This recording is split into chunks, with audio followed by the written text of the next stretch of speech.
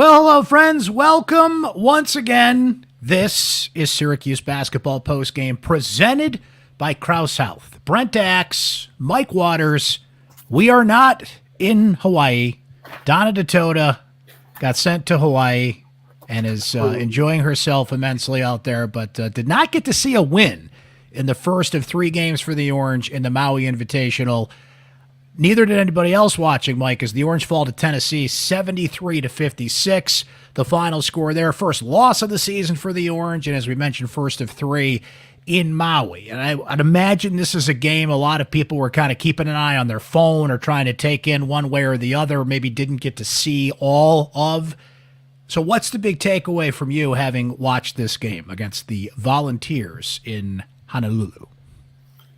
Well, my first main takeaway is Tennessee's defense is as tough as they say. The Volunteers really do get after you. They make every shot tough. They contest everything. They play with the physical nature that you would expect of a team that starts 3 grad transfers. You know, when you think about that, 5 fifth-year players. I'm sorry, not grad transfers, because 3 fifth-year players. Only one of them is a grad transfer. 2 of those guys have been in the Tennessee program for 5 years. That doesn't happen. No, it doesn't. In college basketball. You know, so these guys are grown men. Syracuse, by contrast, doesn't even have a senior on its roster, much less a 5th-year guy. So, you know, Tennessee's older. They play physical. You could tell. They made it tough on Syracuse. Now, if we're looking for takeaways from Syracuse point of view, it's a 17-point loss on the scoreboard at the end of the game, but folks, it wasn't that bad. It wasn't. No. Jay Billis said it well, Mike, that Tennessee kind of overwhelmed Syracuse down the stretch, but This was a very winnable game, I'd say, for about 34, 35 minutes of this thing. They were right there, Syracuse was. With about 7 minutes to go, they're only down 4. With 3 minutes to go, they're only down 5. And all you need is a stop and a 3-pointer, and now it's a 1-possession game. Yeah, it was right there for them. You know, they got to learn to, finish out halves. And listen, part of that is because, again, we go back to Tennessee's maturity, their strength, the way they play defense. Tennessee scored the last 12 points of the game. They closed the first half on a 9-1 run. Yeah. So when you look at like the last 3 or 4 minutes of both halves, and Tennessee basically wins that section of game 22-1. That's when you're playing physically, mentally strong, and just physically strong. And that's the nature of the way Tennessee plays. And that's where Syracuse has to get, because they didn't play mentally strong. They made turnovers. They had possessions that weren't good possessions. They took shots that weren't good shots. Give credit to Tennessee's defense, but that wasn't all the Volunteers doing when Syracuse was taking some bad shots. So you got to think the game better. You got to play stronger. You can't get down. But that's part of the learning process here. 100%. I saw, and I think we're going to continue to see this in the next couple of games, things they will learn from, right? That Colgate game, bad first half. They lock it down on pressure defense. Now they've banked that and know that. Maybe a little surprised they didn't go to that in this game. But this is a learning experience. They took some shots that just didn't go in this game. The bad shots were certainly an issue, but there were some good shots that just didn't fall, including, Mike, it hurts my heart to say, from the free throw line. Syracuse 8 of 17 in this game. Tennessee ends up 20 of 27. A little bit of a free throw disparity there. Roger Ayers and company in Honolulu calling this one. Justin Taylor has been huge for the Orange so far. He unfortunately, on the scoring end at the very least, was not a contributor today. He didn't score. He was 0 for 4. He did have 7 rebounds in this game to lead Syracuse, so that counters it out. Chris Bell, the leading scorer for the second game in a row. He had 16 in this one for the Orange. Judah Mintz really struggled from the perspective he got into foul trouble. They take him out in the first half, Mike, and it was interesting to see how the offense kind of distributed, how J.J. Starling took over a little bit, the ball distribution. Bell getting open for some threes, and kind of what the offense looks like with Judah versus what the offense looks like without him. Yeah, with Judah on the bench for the majority of the first half due to foul troubles, Syracuse hung in there. They kind of played through that, and until, again, those fateful last 3 or 4 minutes of the half when Tennessee, rushed past and took a halftime lead. But J.J. Starling did well enough, but they lack a little punch without him. You're going to struggle to score when you're going up against Tennessee anyway. And without Judah on the floor to every once in a while just force the issue, drive into the lane, try to, get Tennessee to commit a foul. When you can't get a good shot against Tennessee, but you can find a way to get to the line, that is a way to kind of start, keep pace with the Vols and on the scoreboard. So without Judah, that's where they really missed him. Defensive end, I thought they played well. Except for, again, those last 3 minutes of the game when Tennessee scored those 12 points, that 12-0 run. With 3 minutes to go in the game, Tennessee had only 61 points. Yeah, so, I thought they played well defensively. They did get out rebounded by 12. That wasn't great, but Tennessee has a couple of big kids on the board, Jonas Adu and Josiah Jordan James, JJJ, they call him, both those guys with double-doubles. But playing without Judah is going to be hard for Syracuse to do for long stretches of a game. Right, yeah. And so you're going to have to rest him here and there. But when you have to sit him for 12 consecutive minutes due to foul trouble, and I understand why Adrian didn't want to go back to him. I mean, first of all, you played well enough without him for those first 9 minutes. And then at that point, you're just hoping get to halftime. And unfortunately, you weren't going to put him back in the game in the last 1 or 2 minutes of the first half. It just wouldn't have been worth the risk. At that point, you really are just relying on a few guys to don't turn the ball over, try to get us a good shot, but it just wasn't working. And even when Judah came back second half, he got on the board. He did get the foul line, but, he from the field, he goes 4 of 14. And he's put up a few of these games now from the field where he's just not shooting the ball well, and that he has to improve that. And I'm not even talking about 3-point shooting, perimeter shooting. He's got to convert, those drives because that's right. The root of his game.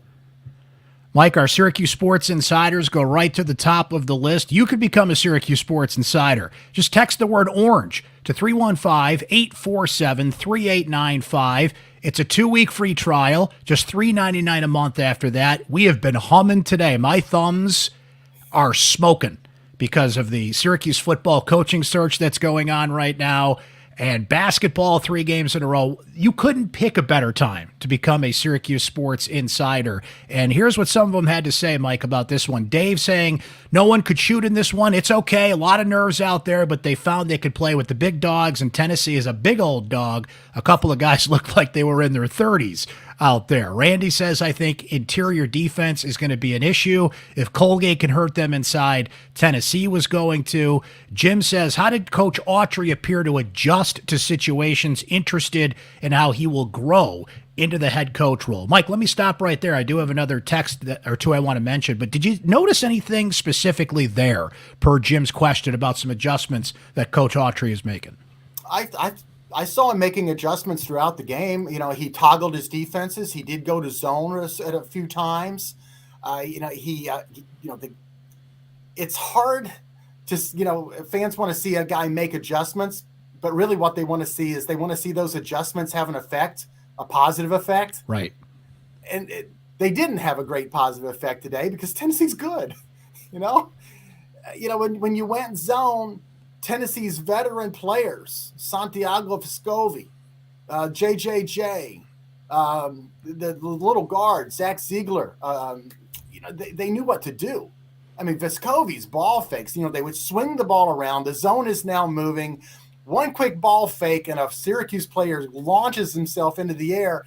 And now you have this guy, he's going in there, he's playing the European game again, against you. And I know he's from South America, not Europe, but go with me on this one, if you will, for just a minute. But, he looks a lot like Manu Ginobili, doesn't he? Oh, yeah. All the you say tricks, that. Yeah. The little stuff that he does, he gets.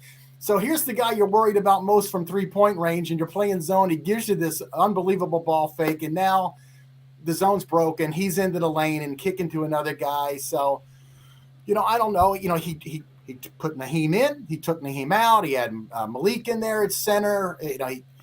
He gave it a run for a little while with Kyle Cuff and J.J. Starling out there. Then he went with a bigger guard. He took Kyle back out. He had Bell in the backcourt. So no, you try a few things, but in a game like this, listen, they're not all going to work, just partly because you're playing the 7th ranked team in the country. Victor says they were competitive and had their opportunities, but poor foul shooting, poor shooting and rebounding a little too much. SU looked lost at times against Tennessee's pressure. You mentioned that, Mike, and played a lot of individual basketball. They just need time to gel. Benny stepped up early. Chris Bell is growing, and Judah seems to like the second half. And a couple of you guys reminded me on the text, David and Brian, that, Justin Taylor didn't rebound well in this game. So at least chipped in something there when the shooting wasn't there. Speaking of first and second half, Mike, I don't know if this is the pattern, speaking of adjustments in the way that Adrian Autry is playing things out. But what I think we've seen so far is Naheem McLeod's your first half center and Maliq Brown's your second half center. Is that just how the flow of the game has gone so far, or do you sense a pattern there too? Well, the whole first half, second half thing, going back to the Colgate game, throw that out the window, because when you're full court pressing, you got to have Maliq on the floor. 100%. Yeah. So that big comeback against Colgate, you had to have the more active, athletic guy out there. I'm waiting for Donna to get us some post game reports from the locker room. They've talked during the game about Naheem possibly having a little something wrong with his back, or they had sort of a brace around him. I noticed after one timeout early in the second half, when he walked back to the bench, looked like he might have been favoring a side or something. So I want to make sure Naheem's okay before we start talking about whether Autry was deciding, who to play, because It might not have been a big decision to make there if Naheem was, had something bothering him. I don't know. The other part too is, Tennessee didn't have like a big dominant center. I thought they had guys that Maliq could match up against well enough. So I don't know. It's interesting to watch Naheem. Sometimes you're out there and he can take up so much space and he can defend at the rim. I'm not sure exactly how many blocks he ended up with today. I'm going to guess 3 or maybe they gave him a 4th. Let's see here. Naheem had, I don't see it in my initial stats here, but let me go into the expanded stats. He had 4 blocks today. Yep. 4. Yeah. 4 blocks is a lot of blocks for a guy who probably only played like 16, say maybe 18 minutes. So, he's doing what he can do. He's not a big offensive threat. He could have scored you a few more points if he had converted some free throws. He doesn't have a bad free throw motion. So it really is disappointing when he goes to the free throw line and basically goes 1 for 4 or whatever it was. So I thought they got decent production out of the big kid. But listen, Maliq's a guy that I think is more intriguing in terms of what he can give you both, on the offensive end and allowing you to extend your defense. So, maybe at that point in the game, especially when you're having to pressure more, that's when you're going to see Maliq. Mike, Chris Bell, leading scorer for the second game in a row. Mm-hmm. I think that Billis made a good point that you've got to make Bell put the ball on the deck. If you give him that kind of, he loves the wing, loves that wing 3, corner 3, kind of in between top of the key and the corner. He can get that off. He has, for lack of a better term, it's kind of a methodical shot. It's not a snap shot. It's not a catch and shoot. He kind of has to almost brace himself for a sec and get it off. But if you let him get him off, he's going to hit it. He hit a couple inside. This is interesting how, especially today with Judah out of the mix in the first half, that Chris is becoming a go-to offensive player. Not really surprised to hear that, but how have you seen that evolve with the key role he's taken, particularly on the offensive end these past 2 games? Well, he and Justin Taylor are your primary 3-point threats. And when you have guards like JJ and Judah who are going to drive, it's not always going to be a finish at the rim for those guys. Sometimes they're going to have to drive in there and have their eyes up and look for a shooter on the wing. JJ today was the one that got Chris Bell going with a really pretty drive and a great look and found Chris in the corner. So, when you mentioned earlier, it wasn't a great night offensively for Justin Taylor. He missed all of his shots. Boy, if you could have gotten a couple of his threes to go down, that could have changed the complexion of the game. But, Chris Bell got off to a little bit of a shaky start to the season, especially if you include the exhibition games where he didn't shoot it great. But it is good to see him now knocking down a few threes for Syracuse, like he has in these last 2 games. And they're going to need him to continue to do that. And they really need Justin too. You can't keep going one guy on, one guy off. Because if these are your two primary guys, it's not like one of your guards are going to have a great night from 3-point shooting range. It's really on these two wing guys. And you know what? Benny Williams came in today, and I still think he's shaking off some rust and getting his conditioning back in there, but he made 2 3-pointers as well. So again, if your forwards can combine for 6 to 8 threes in a game, that would be, now you're starting to talk. That timing of getting Benny back in there, the timing of the suspension, the message that Adrian Autry had to send for whatever a violation of team rules was there, but you needed him in Hawaii. He gets 3 games in a row here, and that's a long flight. Now, they got there late last week, which was a smart thing to do, adjust jet lag. Anybody that's been to Hawaii, I have not. I've only heard, that could take you a day. That's why you go lay on the beach first day in Hawaii, right? Just to kind of let the jet lag wash over you a little bit. But as Donna noted, Mike, they've been practicing. So it was 2:30 Eastern time, 9:30 Hawaii time. By the way, it's going to be the same time they play tomorrow. As Mike and I speak, we do not know if they're going to play Purdue or Gonzaga at this point, but we do know they will play at the same time. So at least, you want to see some wins and play at different times, meaning you're moving up the times in terms of getting closer to prime time, if you will. But at least they play at the same time tomorrow, and they've been in as good of a rhythm as they can be there, having practiced pretty much that time since they've been there. Yeah, it's a long trip, but it's the same trip for all the teams that are out there playing. Exactly. I did think it was interesting. They purposely went probably a day earlier than they have in the past in order to get an extra day in out there, an extra day of practice, again, avoid the jet lag. The other thing, too, is, they threw in a trip to Pearl Harbor, which I think is great for the guys to make, turn at least a part of a trip like this into an educational, if not cultural type of trip. So good for them. Again, to get Benny back in there is good, but now it's not just the practice time that he's making up, but you're trying to get him back into the game flow as well. But man, he looked a lot better today than he did in the Colgate game. So he is a guy who I think can help make a difference as they move on, not just through this tournament, but throughout the rest of the early part of the season before we get to the heart of the ACC schedule in January. A couple more numbers from this one that stand out. We mentioned that pressure defense that Tennessee plays, 18-6 points off turnovers. What was interesting there, Mike, is the turnovers were actually kind of even. Tennessee had 16, Syracuse had 15. Just Tennessee got more points off of them. We mentioned the inside play, rebounding, a huge tilt towards Tennessee, 48-33 overall, particularly on the offensive end where they outscored Syracuse 13-6. Second chance points were big for Tennessee, outscoring Syracuse there 14-5. Tennessee with 14 assists to Syracuse's 9 at this point. Mike, anything we have not discussed so far? Any other thoughts on some things that stood out to you, and maybe some things to keep an eye on here regardless of opponent in the next couple of days, as Syracuse has 2 more they will play before Thanksgiving on Thursday? Yeah, you mentioned Tennessee winning that points off turnovers comparison. I think you said 18 points off turnovers. Yeah. That's because they forced Syracuse into a season-high 15 turnovers. And while the number of turnovers were close, most of Tennessee's turnovers were dead ball turnovers. I mean, they stepped out of bounds 4 times. So a dead ball turnover, a lot of our listeners and the people watching, they understand this. But for those that don't, a dead ball turnover means the whistle blows, the game stops, and then, like if Tennessee commits a turnover, then Syracuse has to take the ball out of bounds. Tennessee has a chance to get back on defense. So you're still now having to go up against that tough Tennessee defense. A lot of Syracuse's turnovers were flat out open ball, live action turnovers. Tennessee was picking off passes or Syracuse was throwing the ball away, and Tennessee could get their transition game going. And all of a sudden now they're not having to go against Syracuse's half court defense, or whether it was zone or man, didn't matter. But, Tennessee's able to get going. And for 2 teams that were kind of struggling at times today offensively, to get any sort of transition points or points where you don't have to go up against that other team's set defense, that's a huge advantage.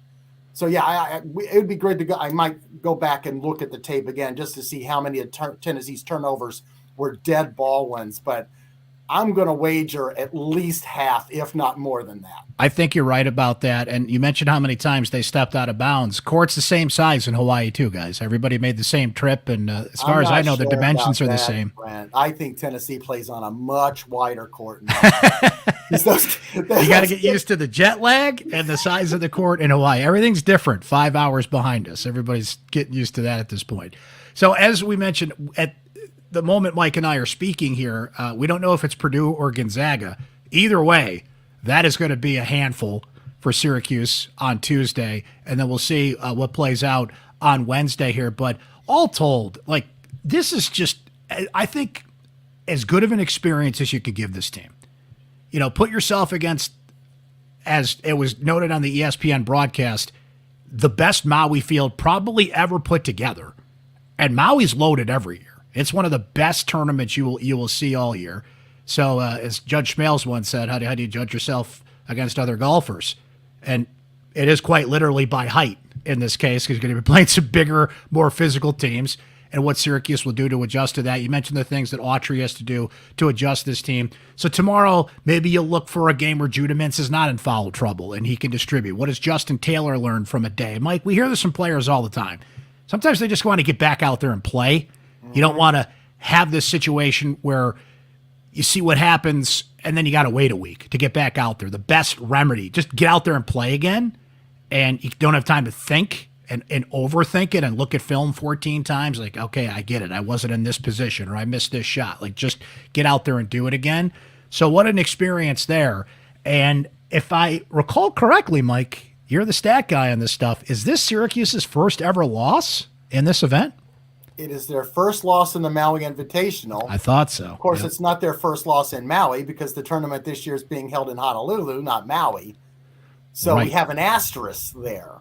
But okay. no, this is true. Syracuse had been to this tournament 3 times previously, and they'd won the championship all 3 times. I think it was, I remember the years, but it's like whether it was like 1990 and 91, but 1990, 1998, and 2013.